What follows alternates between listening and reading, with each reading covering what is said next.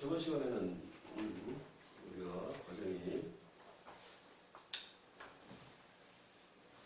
제9항의 카톨릭의 반개혁 운동을 다루면서 교회 개혁 기간의 교황들에 대해서 우리가 한번 자세히 살펴보았고, 두 번째로는 이 카톨릭 국가들의 반개혁 운동에 대해서 알아봤습니다. 반개혁 운동이란 뭘까요?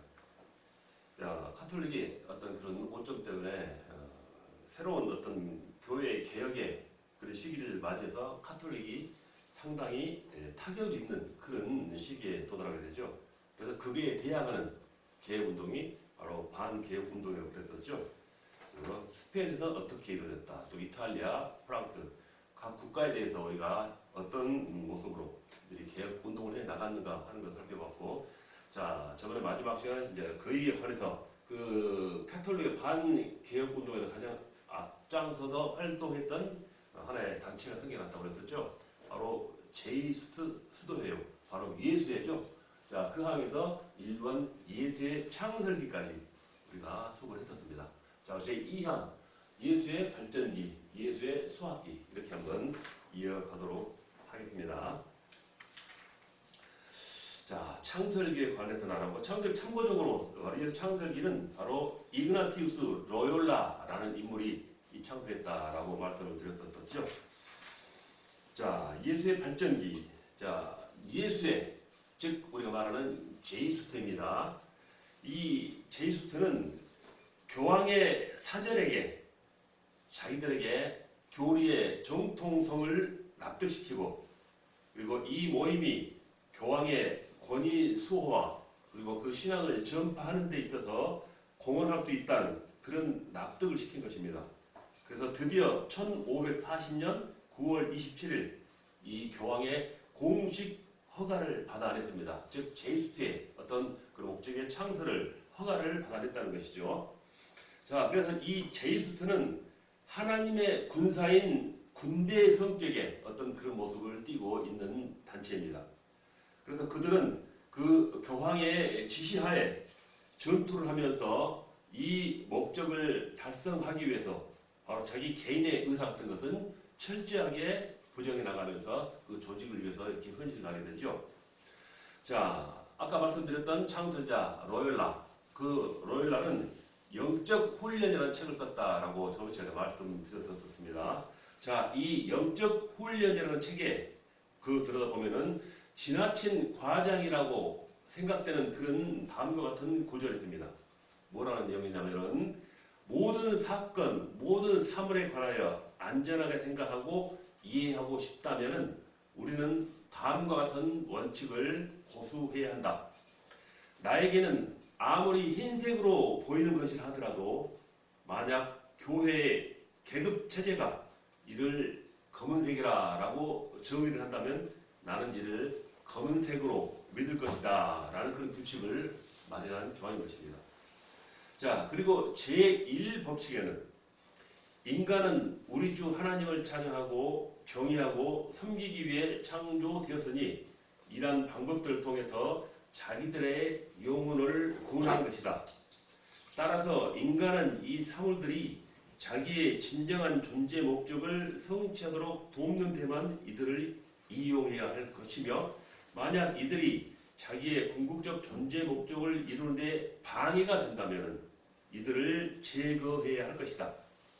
우리들이 유일한 욕망과 선택은 왜 우리가 창조되었는가 하는 그 목적을 이루는 데 이바지할 수 있는가 하는 기준 속에서만 행해져야 할 것이다 라고 자기 나름대로의 그 목적을 설명하는 내용인 것입니다.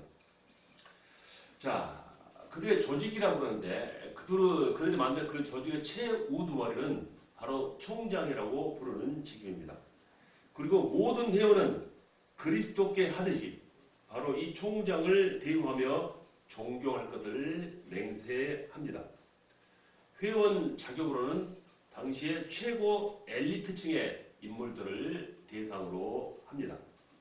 자, 이들은 좋은 성품을 소유한 인물들 가운데서 지적으로 뛰어나고, 그리고 또 육체적으로 강건하고, 또 매력적이며 또 헌신적인 그런 인물들만을 선별해서 회원으로 가입을 시킨 것이죠. 자, 이 회원이 되는 과정은 매우 복잡하고 철저했습니다. 처음 2년 동안은 전습 기간입니다. 즉 보고 배우는 것이죠. 그 후 신입 회원이 되어서는 가난, 정절, 복종이라는 일반 수도에 서원을 합니다. 그리고 그 후 1년 동안 교양 학문을 공부하고 또 3년간은 철학을 또 공부를 하죠. 그래서 이 공부를 마치면 이제 어린 신입이죠. 이 어린 신입 회원들에게는 철학 문법을 가르치죠. 그 후에 다시 또 4년간 이렇게 다시 한번 신학 공부를 정식으로 하고 나서야 이제 바로 정식 사제가 되는 것이죠. 자, 그리고 이 사제가 된 후에도 다시 또 1년 동안 이제 다시 실천 신학으로 또 설교학이라든가 영적 훈련을 또 실시를 합니다. 그리고 그 후 다시 또 2년간 실제 시험 자격을 거쳐서 자격이 인정되면은 그때 교황에게 절대 순종한다라는 그 특별 소원으로 비로소 제이수트, 즉 예수의 바로 정식 회원이 되는 것입니다. 자, 아까 말씀드렸던 창시자 인물 로열라. 자, 이 로열라 대신은 5피트 2인치, 우리나라 센티미터로 한다면 152죠. 1m 52cm 작은 왜소한 체구였습니다. 게다가 오랫동안 또 건강도 좋지 못한 그런 증세 때문에 고생을 했던 그런 인물이죠.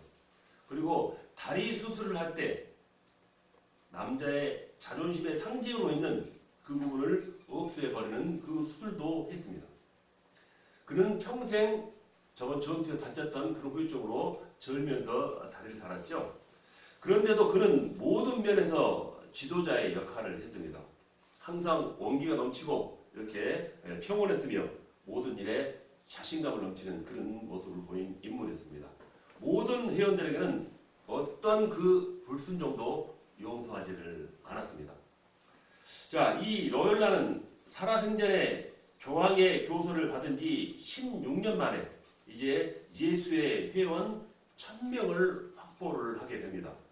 그리고 그의 생전에 100개에 달하는 대학과 신학원을 설립합니다. 즉 카톨릭 계통에 자기 소속된 어떤 그런 활동을 할 수 있는 그 계보에 대학을 세운 것이라 하는 말입니다. 자, 이렇게 바로 예수회가 발전해 나가는 과정을 한번 여러분과 살펴봤습니다.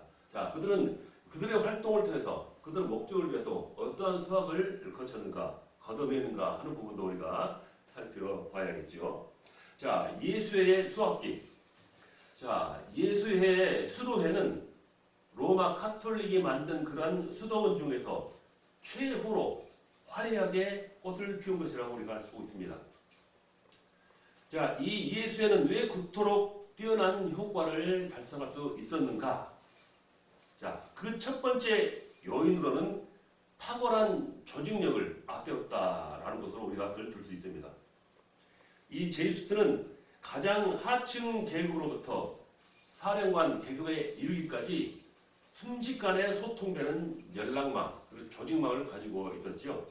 자, 이 탁월한 바로 이 능률적인 조직력은 뛰어난 서로 상호 간의 의사소통을 가능하게 한 것입니다.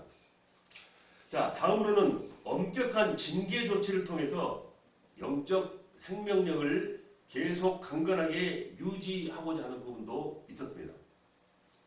자, 그래서 이 제이수트는 성찬식을 자주 거행했고 또 개인적인 고해 성사를 강조하고 그리고 영적으로 회원들에게 문제를 항상 상담함으로써 회원들의 양심 상태를 늘 점검해 줬다 하는 것도 그들의 조직력의 한 모습이라 하는 것이죠.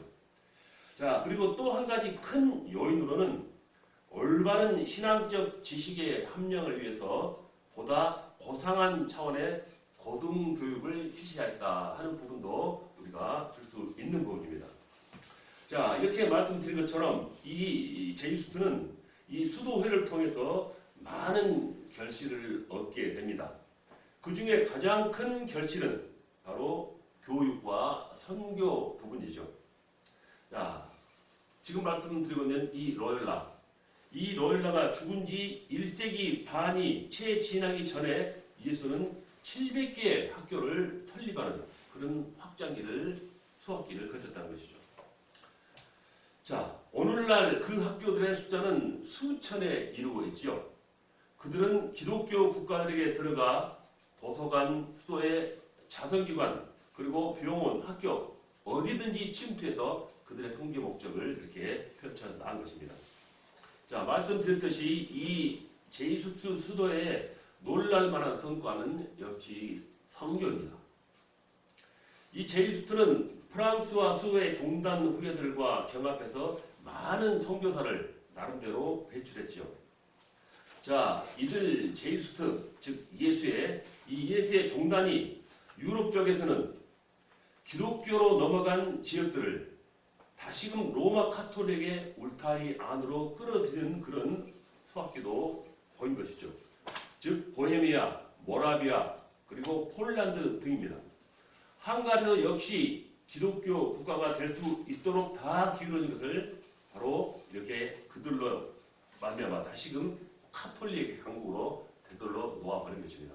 자, 기독교로 돌아왔던 나라를 다시금 캐톨릭으로 돌아서게 한 바로 큰 결과를 이룬 이 조직의 목적이 이 제2세의 하나의 수학이라고 볼 수 있다라는 것이죠. 자, 남미에 있어서도 놀라운 선교를 하였죠. 멕시코, 페루, 카톨릭 국가를 만드는 데는 바로 프란시스칸 그리고 도미니칸 어거니스티안이 활동하는 것이 있었죠. 그렇지만 브라질과 이 파라과이는 이 예수회들이 바로 가장 큰 공을 했다라고 우리가 평가를 하고 있습니다.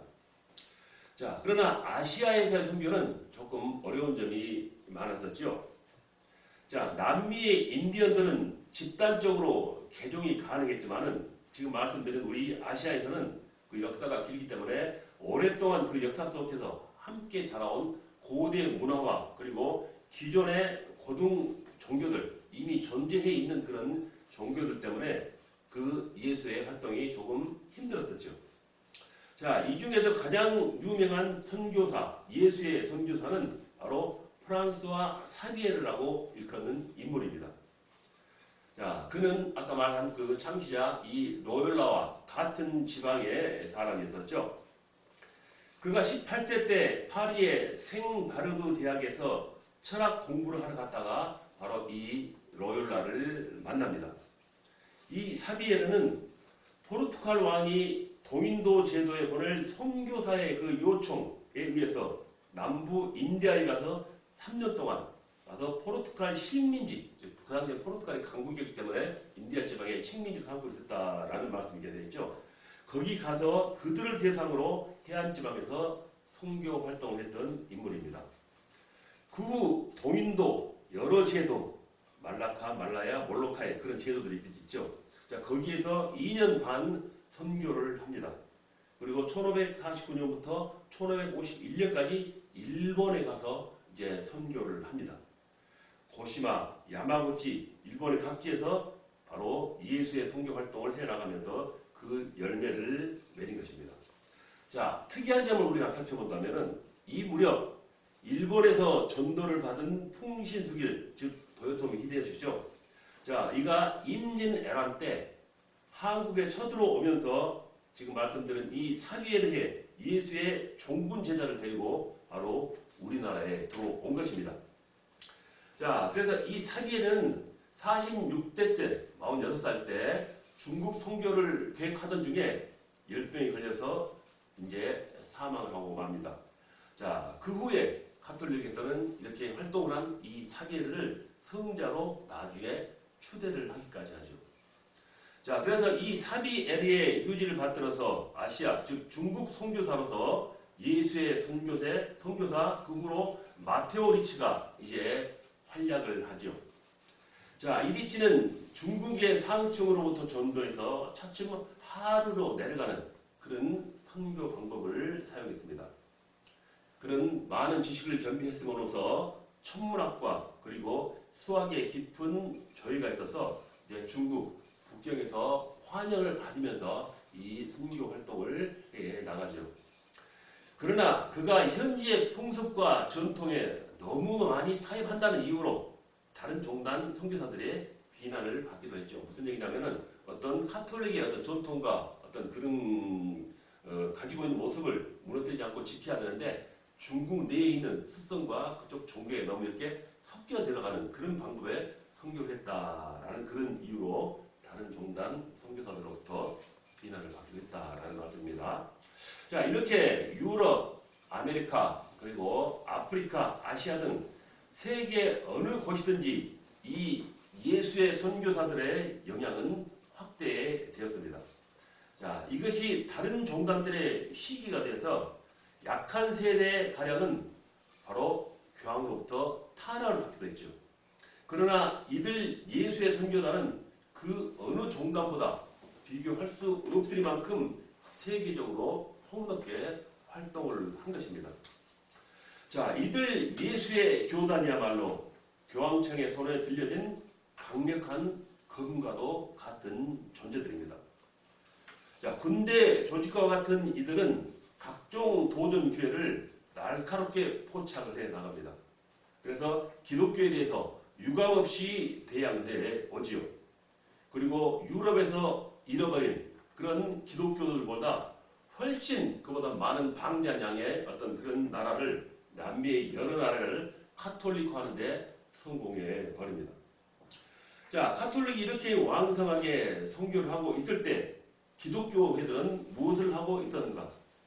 그들은 그 당시에 예정론을 가지고 예정론 신학을 가지고 서로 정지하면서 시비하면서 서로 탁상 공론만으로 싸우고 있던 시기였다라는 것이죠.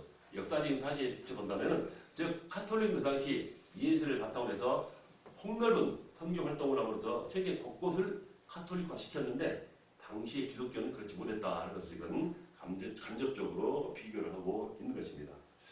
자, 이렇게 예수의 창설 또 시기 그리고 또 발전기 그리고 어떻게 목적을 달성해서 수확해 나갔는가 하는 것을 여러분과 살펴봤습니다. 자, 그 다음에는 제4항으로 트렌트 가톨릭 종교회에 대해서 여러분과 한번 살펴보도록 하겠습니다. 우리 지금 제9항 카톨릭의 반개혁 운동을 지금 우리가 공부하고 있죠. 자, 그 소속된 네 번째 항 트렌트 가톨릭 종교회에 대해서 한번 살펴보도록 하겠습니다. 자, 이 회의는 카톨릭의 크나큰 변환점을 가져오는 회의였기 때문에 우리가 좀 관심을 가져야 할 그런 종교회의이기도 합니다. 자, 회의 소집에 관해서 한번 알아볼까요? 자, 트렌트 카톨릭 종교회 회의 소집. 그렇다면은 이 회의를 결정하는데 왜 소집을 해야 하는가 하는 그 결정하는데 의미가 분명히 있었을 것입니다. 자, 그 의미가 뭘까요? 자, 1545년부터 시작해서 1563년까지 그때 모인 이 트렌트 종교회의의 의의는 여러 가지로 큽니다.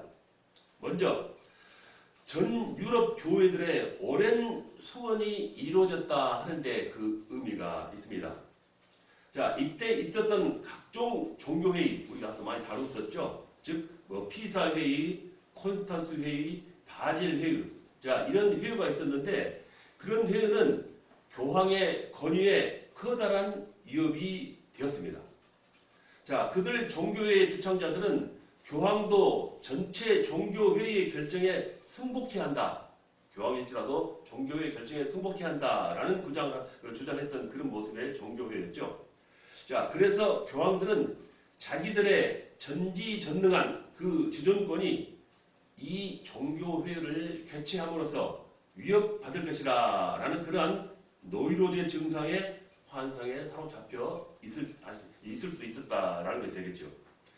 자, 그렇기 때문에 국민들이 원하고 황제들의 합력을 얻고, 자, 그 당시에는 황제들도 교황과 대립각이 있었기 때문에 황제도 압력을 얻었다는 것입니다. 자, 그리고 또 추기경들이 건을 해도 그렇지만 종교회의는 열리지를 않습니다. 그 이유는 방금 앞서 말씀드린 그런 내용이겠죠. 자, 그러던 종교회의가 이제 트렌트에서 시작됐다라는 것이 바로 우리가 지금 생각해볼 때는 큰 의미의 내용이라는 것입니다. 자, 다음으로 이 트렌트 종교회의는 카톨릭과 기독교를 완전 분리하게 하는 결정적 계기를 가져온 회의이기도 합니다. 자, 이 당시 카톨릭 안에서도 기독교와의 화합을 위한 기대를 갖는 많은 흐름이 있기는 있었습니다. 자, 우리가 자주 다루는 특히 이 스페인의 카를 5세가 그 표면에 나타나서 그렇게 활동을 했었죠. 그러나 교황의 절대권 확보라는 작은 그 실리 때문에 다시 돌아설 수 없는 이렇게 완전한 분리의 계기가 만들어지고 말죠. 자, 그리고 또 한 가지 큰 의미가 있습니다. 그것은 이 트렌트 종교회의가 종료된 후 19세기에 1차 바티칸 종교회의가 이제 열리는데 바로 그 당시 열리기까지 300년 동안은 아무 종교회를 다시 개최하지 않았다는 것입니다. 자, 이게 특이한 어떤 그런 내용이 되는 것입니다. 자, 이것은 카톨릭 역사상 유례를 찾아볼 수 없는 현상입니다. 자주 어떤 목적이나 어떤 문제가 있다면은 종교회를 자주 열어서 그에 대해서 이렇게 문제점을 찾고 해결해 나갔는데 이번에는 이 트렌트 회의에 의해는 300년 동안 종교회가 한 번도 이루어지지 않았다라는 것이 특이하다라는 것입니다. 자, 그래서 이 카톨릭은 역사상 유례를 찾아보던 현상이라고 말씀드렸고 이 기간 동안 즉 300년입니다. 이 기간 동안 카톨릭은 오늘날의 현대적 지금 현대 시대의 카톨릭입니다. 이 카톨릭으로 가기 위해서 정비를 하고 지금 이와 같은 체제를 갖추어 나가기 시작한 기간이 바로 그 300년 기간이다라고 우리는 풀이를 할 수가 있습니다. 자, 카톨릭은 지금 말씀드린 이 트렌트 종교회의 이후에 이 트렌트 종교회에서 결정된 그 기초 위에다가 오늘날의 현대 카톨릭을 이루겠다라고 우리가 생각하면 되겠습니다. 자, 그런 의미에서 지금 이 현대 카톨릭은 그 당시 루터가 공격하던 중세 카톨릭 교회와는 너무나도 많은 변화가 있다고 우리가 생각해야 됩니다. 그렇기 때문에 이 트렌트 종교회의는 의미가 크다라고 말씀을 드릴 수가 있는 것입니다. 자, 이렇게 회의 장소의 결정의 의미에 대해서 알아봤고, 자, 그렇다면 그 회의 장소는 어떤 성격을 띠고 어느 곳에서 이루어졌는가 하는 것입니다. 자, 회의의 소집이 결정되기까지는 많은 우여곡절이 있었습니다. 앞서 말한 것처럼 전체 국민이 원하고 그리고 황제가 원하는데도 교회 소집령을 내려야 할 교황들은 이것을 듣지 않았다라는 것입니다. 자, 이 당시 회의 소집을 갈망하던 전 유럽의 기대를 반영하듯 파리 대학의 신학 철학 교수인 존 메이저는 종교회의의 권위에 관한 논란이라는 논문을 집필하면서 바로 자기의 어떤 주장을 나타냈습니다. 자, 카를 5세는 교황을 지지하는 조건으로 종교회의를 소집을 요구했었죠. 그래서 이 카르는 이제 스페인, 독일, 네덜란드, 이탈리아 그 당시 일부의 황제에 위치했었습니다. 그렇기 때문에 바로 자기의 제국인 이 독일 내의 개신교들과 관계를 원만하게 회복하기 위해서 이 종교회의에 희망을 걸고 있는 카를 5세였다라고 우리가 볼 수 있죠. 자, 이런 상황에서 이제 교황은 이 카를 5세의 이 요구를 듣지 않을 수가 없었습니다. 한때 그의 요구를 듣지 않아서 1527년에 스페인 군대가 바로 이 교황청을 짓밟았던 그 적이 있기 때문에 교황은 이번에는 이 카를 5세의 그 요구를 무시할 수가 없었습니다. 자, 그러나 유유부단한 이 교황 클레멘스 7세는 그 당시 교황이 클레멘스 7세는 계속 이 종교회의 소집을 미룹니다. 그러다가 이제 교황 바오로 3세에 의해서 자, 1545년 12월 13일에 트렌트에서 이 회의가 열리게 되었다라는 것입니다. 자, 이 회의 장소가 지금 우리가 말하고 있는 이 트렌트로 결정된 것도 지금 말씀드린 이 카를 5세의 고집 때문이었습니다. 이 트렌트는 북부 이탈리아에 자리 잡고 있었으나 법적으로는 독일 영토 내였습니다. 즉 카를 5세 영토 내라는 것이죠. 자, 이 도시는 조그마한 카톨릭령 제후국의 수도였습니다. 국경지대에 위치한 한 1,000호 정도, 1,000가구 정도의 그런 가구를 가지고 있었으며 서너 채 훌륭한 바로 건물과 주교 제후를 위한 커다란 궁전이 있는 그런 도시였죠. 자, 이 도시에는 물론 여러 개의 예배당이 있었으며 그 중에 산타 마리아 마로제 성당이 바로 이 회의 소집 장소가 되었습니다. 이 도시의 주민은 이탈리아인과 주로 독일인으로 구성되었죠. 자, 이런 조그만 도시는 이렇게 커다란 회의를 유치하기에는 사실 협소한 장소였습니다. 자, 그래서 교황은 이 장소를 반대를 했으나 아까 말씀드린 그 카를 5세 바로 강압적인 요구로 바로 이 트렌트가 회의 장소로 결정되었다라고 우리가 말씀을 드린 것입니다. 자, 그렇다면 이 종교회의에 참석한 그 회의원들은 어떻게 구성이 되었을까 하는 문제죠. 자, 이곳 회의에 참석한 성직자들은 많지는 않았습니다. 자, 1회기에는 참석자는 겨우 31명이었습니다. 대주교가 4명, 주교가 20명, 그리고 이들 20명 주교 중 이탈리아인이 12명, 스페인이 5명, 프랑스 2명, 독일에서 1명이 참석을 했죠. 자, 그리고 수도회장 4명, 신학자 3명, 모두 31명이 모였습니다. 자, 이들 가운데 스페인 대표가 가장 말썽이 많았습니다. 자, 그들은 교리 문제에 있어서 전혀 한 발짝도 물러서지 않는 타협이 없었으며 동시에 본국 황제의 뜻, 즉 카를 5세죠. 이 황제의 뜻을 최대한 성취하고자 했다라는 것입니다. 자, 이렇게 모인 회의였기 때문에 바로 이 카톨릭 자칭 세계 종교대회라고 했으나 세계 종교회의는 못 되었다라고 말을 합니다. 왜냐하면 그 당시 존재하는 그리스 종교회와 기독교 회들은 이 회의에 참석하지 않았기 때문이라는 이유 때문이죠. 이들 회의는 1회기에서 25회기까지 18년을 이어 나갔습니다. 그래서 이들 회원이 마지막 회의 때는 이제 결국 255명으로 늘어났죠. 자, 그렇다면 회의 진행은 어떻게 해 나갔을까요? 회의 진행에서 한번 알아보도록 하겠습니다.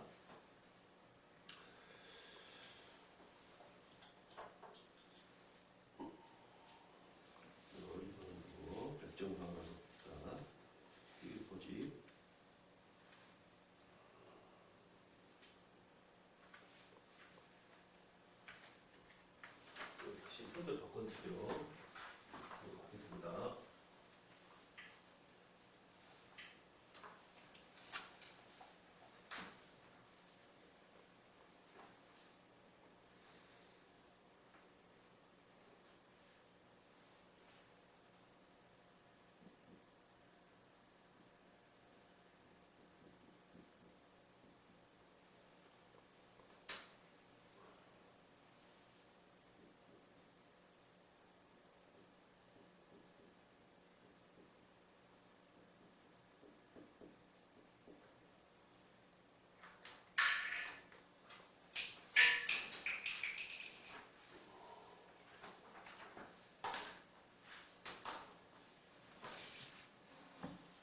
아까 밑에 그린 거 보고 다음 항의 내용인데 미리 써보겠습니다. 자, 18년을 계속한 바로 회의 내용이라고 말씀드렸었죠. 자, 그래서 이들 회원들은 마지막에는 255명까지 이제 다시 늘어났다라고 말씀드렸고요. 자, 회의 진행은 그 당시에 크게 말씀드린다면 교황 3사람의 어떤 기준으로 이루어졌다라고 볼 수 있었습니다. 이제 1회기부터 10회기까지는 그 당시 교황 바오로 3세 주도하에 이루어졌었고 11회기부터 16회기까지는 교황 율리우스 3세 그리고 17회기부터 25회기까지는 교황 비오 4세 바로 이 교황들의 바로 주도로 이루어졌다라고 우리가 볼 수 있습니다. 자, 회의 기간이 이렇게 간격이 있는 것은 바로 그 기간의 대부분이 휴회를 할 수밖에 없는 정의를 할 수밖에 없는 그런 국내적 여러 가지 사정이 있었기 때문에 바로 그렇게 이루어졌다라고 후세 우리가 해석을 하고 있습니다. 자, 그렇다면 어떠한 사항들이 결정이 되었을까라는 것이죠. 자, 카톨릭 대표자라 할지라도 아무리 그들도 인간들이었습니다. 그래서 회의 진행 도중 요즘 우리가 바라볼 수 있는 어떤 현대적인 어떤 정치의 모습이라고 그럴까요? 그런 모습이 보인 것이죠. 진행 도중 야유와 서로 싸우는 그런 폭력 같은 것이 난무를 했다라는 것입니다. 아무리 종교회의지만 그들도 인간이었기 때문에 자신의 의견을 주장하기 위해서 이런 다툼이 있었다라는 것입니다. 자, 예를 들어본다면은 스페인 출신의 성직자 한 사람이 너무 지루하게 오랫동안 연설을 하자 다른 나라 대표들은 자, 이게 톨레도냐 스페인 회의냐 여기가 스페인이냐 왜 너 마음대로 이렇게 회의를 진행하냐 이렇게 야유와 비난을 퍼붓습니다. 자, 프랑스 대표 하나가 로마의 부패 교회상을 신랄하게 비난하자 이제 이탈리아 대표는 바로 뭐라고 대응하냐면은 바로 저 수탉이 우는 꼴이라고 했습니다. 수탉이라는 건 뭐랄까요? 카톨릭 상징이 닭이죠. 이제 그걸 비꼬는 그런 예입니다. 그러자 다른 프랑스 대표는 그러나 성경에 기록되기를 닭이 울었을 때 베드로는 일어나서 눈물로 회개했다지 않느냐라고 베드로의 후계자인 나름대로의 교황을 이렇게 간접 공격하는 그런 회의의 모습도 보이있다는 것입니다.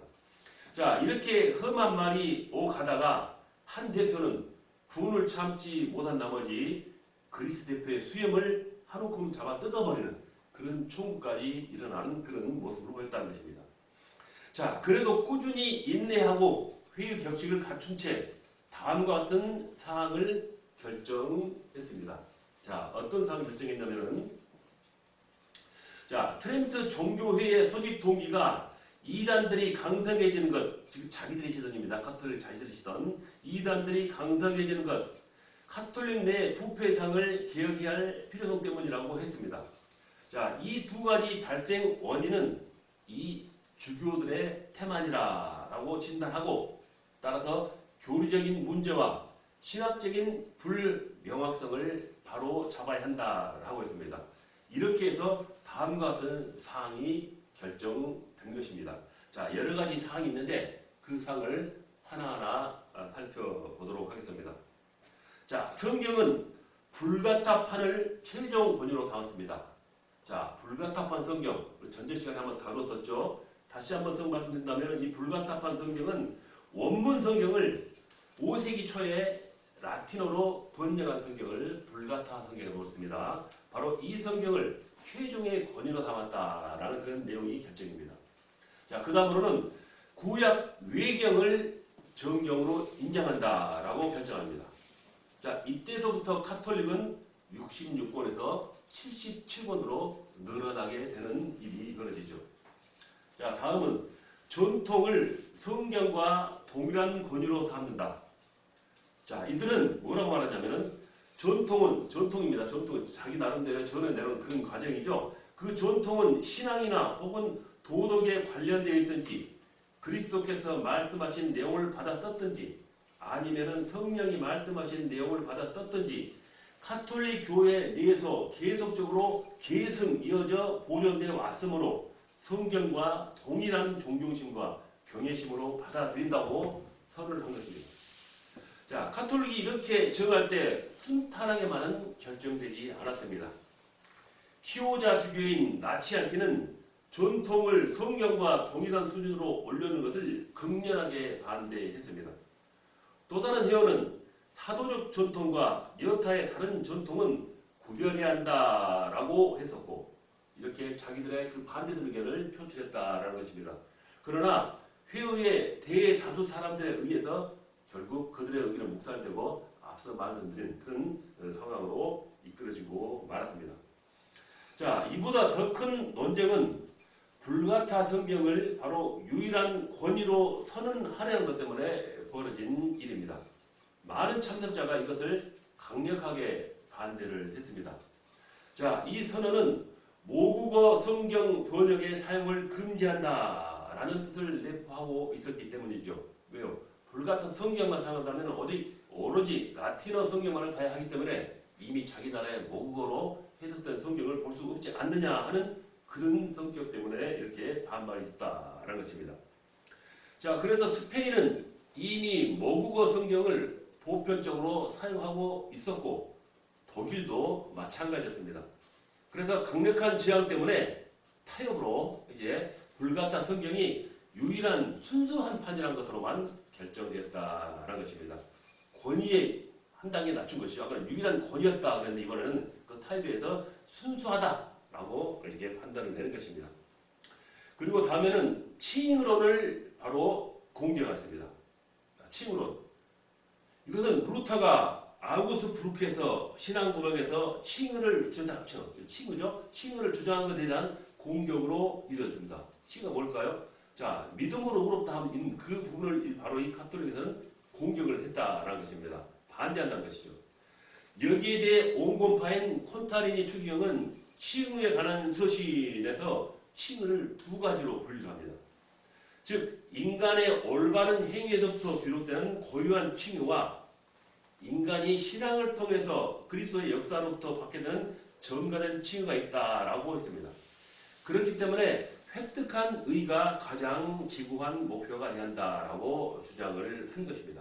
이렇게 그들 이 종교의 결론으로 자, 우리가 묻는 루터가 부르짖었던 그 칭의론을 반대하고 공격을 했다라는 것입니다. 자, 그런데 예수의 신학자들은 인간이 의롭다함을 얻기 위해서는 선행이 절대적인 조건임을 강력하게 주장을 했습니다. 그래서 루터처럼 행위를 믿음 아래 두려는 어떠한 조건도 수락하기를 거부했습니다. 그래서 결국 이 총회는 토마스 아퀴나스의 정을 따르기로 결정을 하죠. 그것은 의인은 그에 앞서 예비 혹은 준비 과정이 있어야 한다라는 것입니다. 자, 이로써 이제 칭의에 관한 문제는 프로테스탄트, 즉 기독교죠. 기독교와의 타협의 여지는 완전히 소멸되고 말았죠.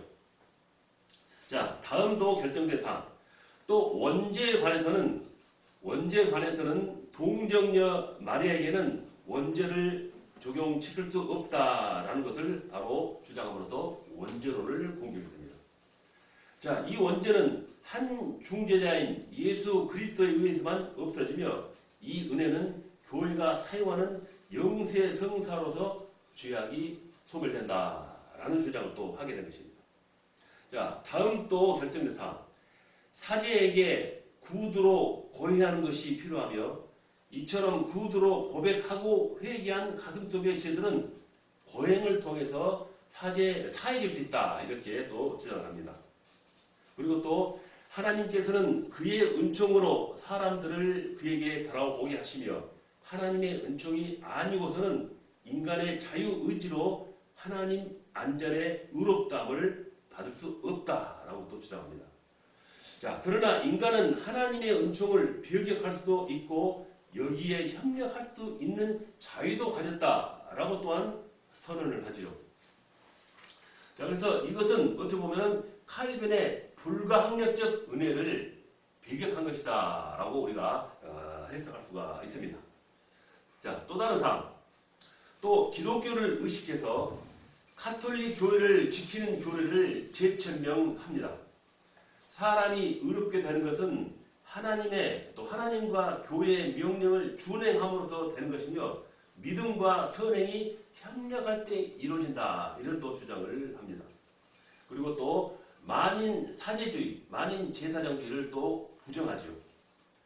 또 그리고 또 자기들이 가지고 있는 7가지 성사는 구원을 위해서 꼭 필요하다라는 주장. 그리고 화채들을 재확인합니다. 그리고 또 평신도에게는 잔을 줄 필요가 없다라는 것도 결정을 하고 주교와 사제들만이 죄악의 용서나 분류를 할 수 있다. 이렇게 주장했고 성자의 호출, 성자의 유물, 존경, 성상, 성화, 면죄부를 강력하게 지지를 합니다. 그리고 또 교황은 지상에서 하나님과 예수 그리스도의 대리자다라는 것도 강력하게 주장을 하죠. 자, 그 외에 매우 많은 것들이 이 회에서 결정되고 제정이 되었습니다. 자, 이렇게 해서 18년 만인 1563년에 이 회의가 끝이 납니다. 자, 그래서 여기에서 발표된 각종 교회 법령, 칙령들은 공식적으로 참석자들의 서명을 받았습니다. 여기서 서명한 255명 중 189명이 이탈리아인이었죠. 이렇게 해서 카톨릭은 기독교와의 이제 결별을 하게 됩니다. 자, 그래서 아무튼 이 트렌트 종교회는 그 이후에 이제 서양 역사에 크나큰 어떤 영향을 미쳐 나가게 되죠. 자, 그러나 이 트렌트 종교회의 후 이 회의에 의한 상반된 해석들이 또 나오기도 합니다. 1618년 베니스의 신부 파올로 사르피는 트렌트 종교회의 역사라는 책을 출판합니다. 자, 이 사르피는 신부였지만 또한 만물 박사였습니다.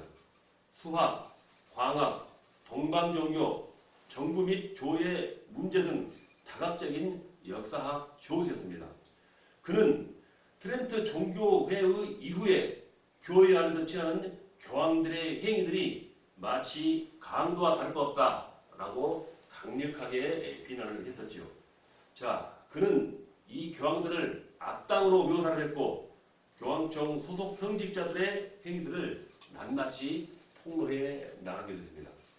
자, 그렇지만 그와 정반대로 이 제이수트 예수회죠. 제이수트 역사학자 팔라비치노 사르피가 로마 교구를 중상하기 위해서 각종 문서를 변조 조작했다 하는 사실을 지적합니다. 앞서 주장했다는 것을 변조했다라고 이렇게 공격을 한 것입니다.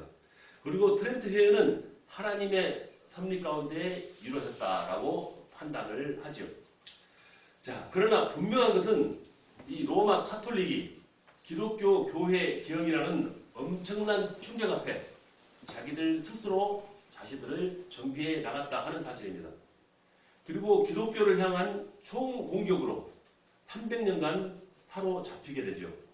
그러다가 20세기에 들어서서야 이제 기독교를 벗어난 자체의 모습은 카톨릭을 찾기 시작해 나갑니다.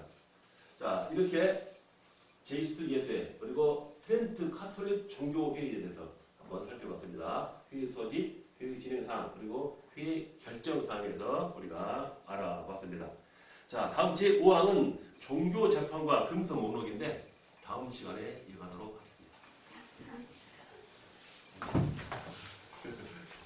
맛있어요?